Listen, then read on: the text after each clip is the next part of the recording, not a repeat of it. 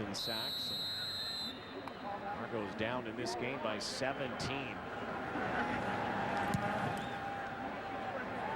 Andre Dury this time gets his chance. Argos trying to form a return wall. There's a reverse now to Chad Owens.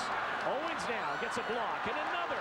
Chad Owens, another good return. He is so close, Wayne Ford, to breaking one. Well, you get the feeling that tonight could finally be the night for Chad Owens. But he's really been the Argos' only offensive weapon. The only offensive weapon. And that coming by way of his special teams. So Dalton Bell returns. He's thrown 2 passes. Both have been picked off.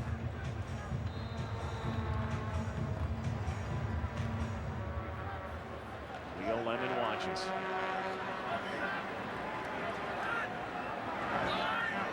Argos' biggest play, the first play from scrimmage, a 14-yard play. Corey Boyd opens things up. Boyd now to the 30, down to the 25-yard line, and even closer. There's the biggest play offensively of the game, and Corey Boyd now lights a spark.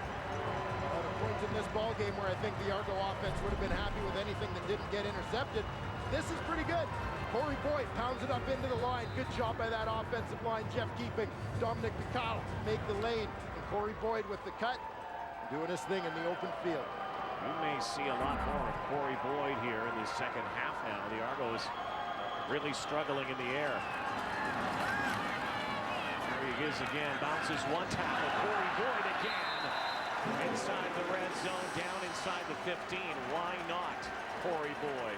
Well, you get a sense that Corey Boyd is going to take this team on its shoulders. They're having trouble throwing the football. Corey Boyd is going to get physical. He's going to lower his head. He's going to fight through tackles. He's going to fight through his own guys if he has to. There it's his guard, Taylor Robertson.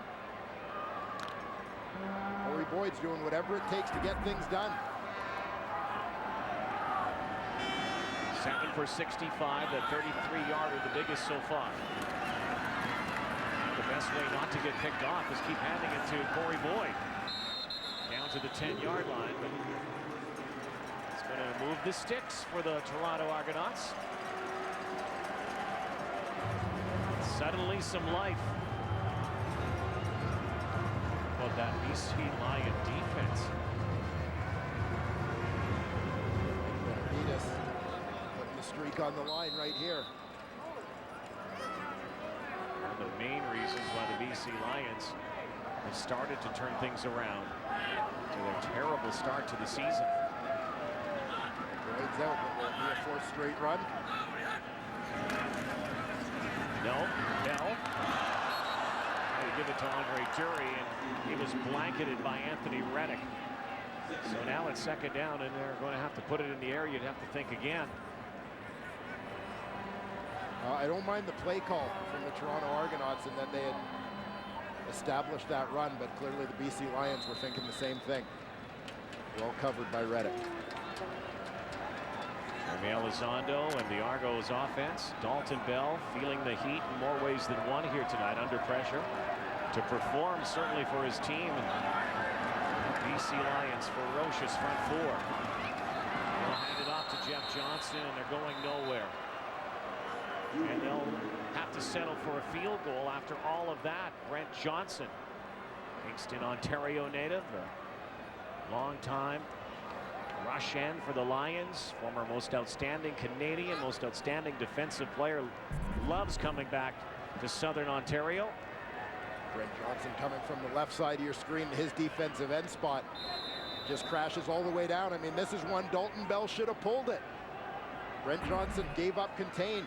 Dalton Bell can pull that football and either run or pass.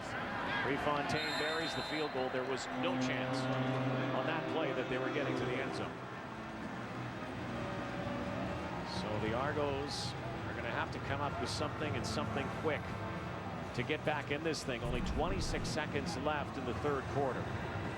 Now here, Jeff Johnson's going to take the ball. He's looking to go up the middle. Brent Johnson's got his eyes right here on Jeff Johnson. Dalton Bell, what happens if he pulls that ball out and brings it around the edge? Who's there? Absolutely no one containing him in the pocket. And he might have a in front of him, he's got Andre Dury. out in the flat. He's got the option to pass or throw that football. Missed opportunity there for the Toronto Argonauts. He might have been able to waltz into the end zone like Lule did earlier. The Argos come away empty. And once again, the BC Lions defense holds and does not allow a touchdown. That's what they're going to do, and then they're going to feel straight. 36 consecutive drives. Okay, and again, if it is major first, score. And back-to-back weeks here, the Lions and Argos. Toronto will be in Vancouver next Saturday. So Bradshaw will kick this off. 23-9 Lions. Touchdowns by Arland Bruce and Travis Lule here tonight. Perfect field goal kicking from Paul McCallum. Brown up the middle. Jeremy Unerdl dropping him at the 30-yard line. Impressive night so far for Travis Lule. Particularly here in the third quarter, since BC Lions have taken control both of the football and the scoreboard. Travis Lule back-to-back strong performances. You have to be very satisfied when your head coach Wally Buono and offensive coordinator Jacques Chapdelaine to see that Lule has been able to carry some momentum forward through the bye week. You always worry a little bit when you're a struggling team and you get that win before the bye.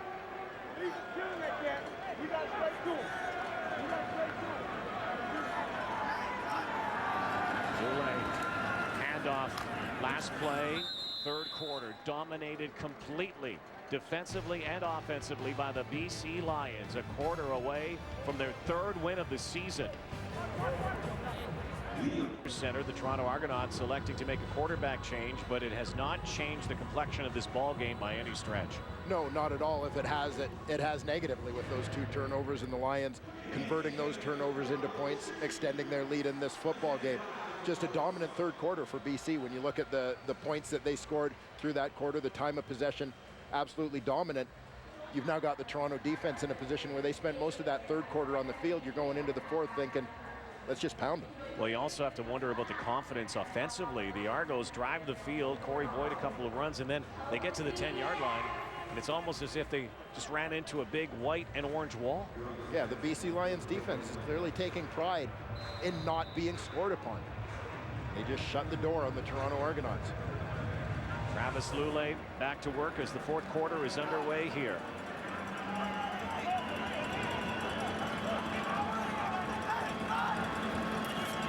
Lule again out to the flat for Arland Bruce. Arland Bruce, guy who is really a future Hall of Famer in many ways in what he has done through the years. Now he has just tied Jock Clivey for 20th overall. But you know, the thing that Jocko needs to realize as well is that when they do those lists, they usually only put 20 names. So I mean, Jock will never be on the list again. Yeah, we could He's done. It's over. We can always stretch the list to 30. You know. Chad Owens is back, third down. McCallum has had some nice returns here tonight. There's a penalty flag that just flew at the 50-yard line.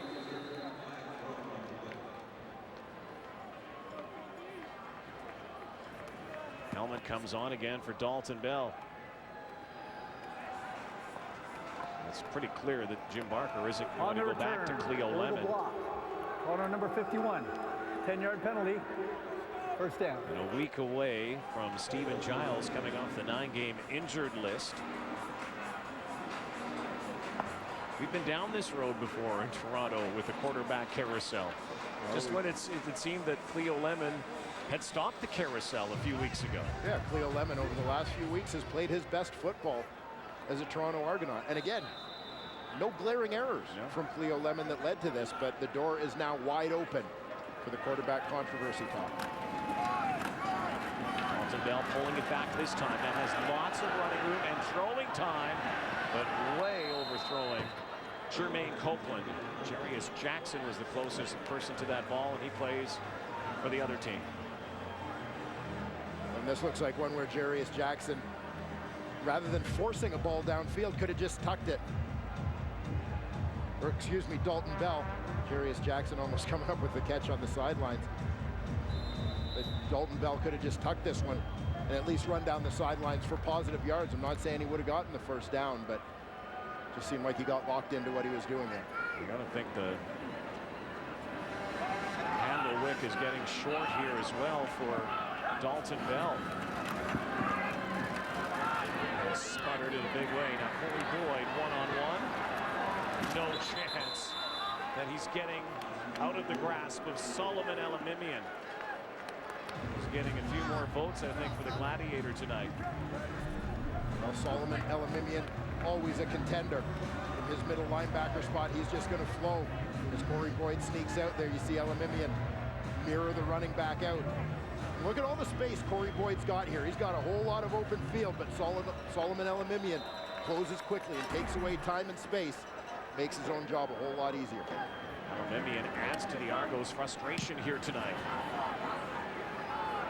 And Brown scopes it. That has a hole. And is driven into the ground by Jeff Johnson. 23-9. And so the quarterback turns down to the sideline. Let's go to Claude Fay. Well, the guys aren't really overly frustrated here. Yes, frustrated the fact that the Argos can't seem to move the ball and do what they want to do, but clearly nobody sniping at each other, nobody cussing each other out. It was interesting after the last possession that when the players came off, Jim Barker went to his captain, Jermaine Copeland, I guess, trying to assess the situation. But what I find really interesting, guys, is that B.J. Hall and Dalton Bell seem to be on one side of the field, and Cleo Lemon is all by himself, complete opposite side of the sidelines. That may say a lot about what he thought about getting pulled, guys. Well, exactly. Travis Lulay, threads the needle. What a toss. And a nice catch by Sean Gore. Everything that the Argos can't do tonight, Travis Lulay is doing. Dalton Bell there, Cleo Lemon there. And I know Cleo Lemon probably is a little miffed, but even when you get pulled as a starting quarterback, wouldn't you think that you still got to help out the guy who just got inserted into the game? Well, typically that would be the case as the quarterbacks are congregating down there on the sidelines. The offensive coordinator's up in the booth. These guys usually rely on each other a little bit. Now, I can't say what the usual dynamic is when Dalton Bell is in the game, Cleo Lemon is out of the game. But it certainly appears to be a unique situation. Yeah, icy situation on that sideline. There's still plenty of time. The Argos just have not shown any pushback. Nice draw play. Again, Travis Lulay just brimming with confidence here tonight. Handing it off to Andrew Harris. The Lions have demonstrated nice balance offensively in this football game. That's made Travis Lulay's job a little bit easier. Running the football different ways, not necessarily your typical runs, but working in the draws and so on. It's amazing how that first touchdown to Arland Bruce kind of opened things up for Lulay tonight too. You can just sense by his body language and the way he's playing.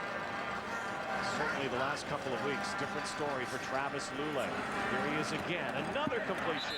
There's Arland Bruce. And taking Jock Climby officially off the list and out of the tie. Arland Bruce continues to pile up the yards here for the BC Lions.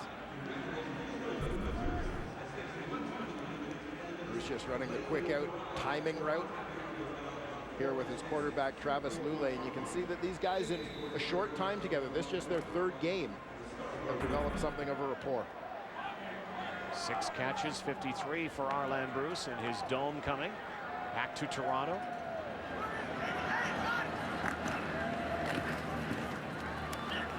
Again, play action. That time spied perfectly by Anthony Cannon.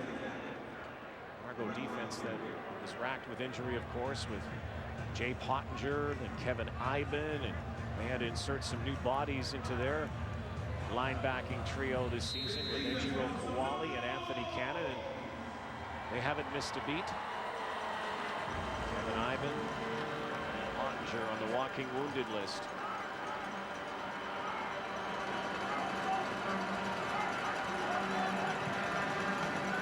Second down now. Lulay.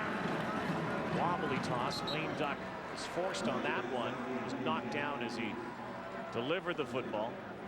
He helps up former teammate Ricky Foley. Well, that one's a little backwards, isn't it? The Yeah, quarterback helping up the guy that just hit him.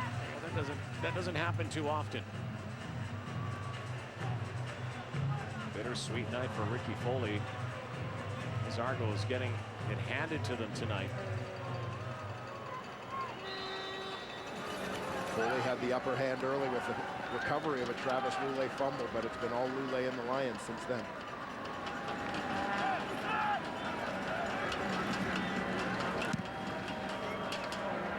Paul McCallum angling, and another great one from the vet. Down near the 7-yard line.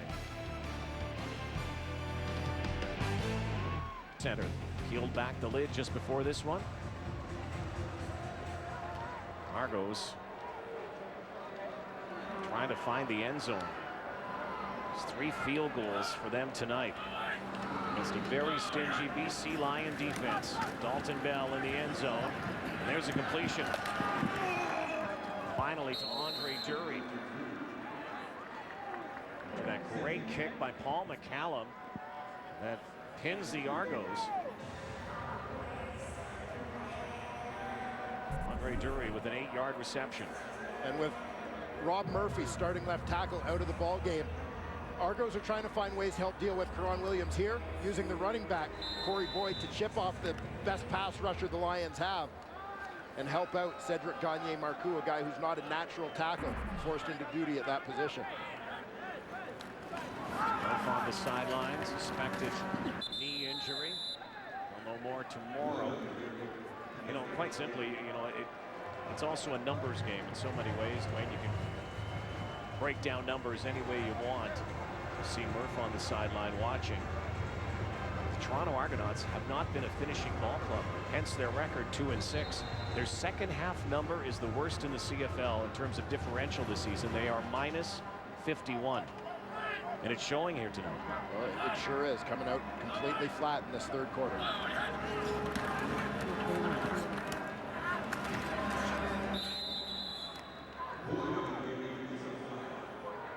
No touchdowns for the Argos tonight. No touchdowns this season for Jermaine